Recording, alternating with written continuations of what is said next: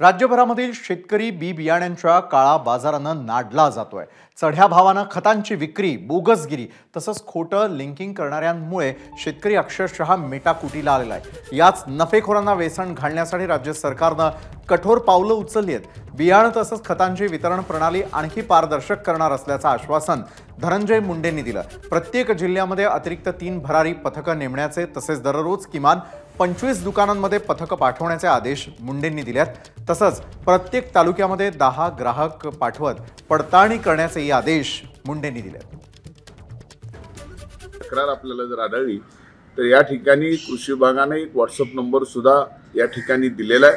त्या व्हॉट्सअप नंबरवरती आपण एक माहिती जर कुठला दुकानदार, कुठला निविष्ठाधारक, कुठला डीलर जर चुकीच्या पद्धतीने शेतकऱ्यांची फसवणूक करीत असेल, जास्तीच्या दराने माल विकत असेल तर त्याच्यावर 1 तासाच्या आत कारवाई करण्याचे आदेश या ठिकाणी कृषी विभागाला आणि सर्व जिल्हाधिकाऱ्यांना आणि पोलीस अधीक्षकांना सुद्धा या ठिकाणी मदत करण्याच्या संदर्भामध्ये दिलेले आहेत। त्यामुळे कुठेही खताचा तुटवडा नाही, कुठेही युरिया किंवा DAPचा तुटवडा नाही। ABP माझा, उघडा डोळे बघा नीट।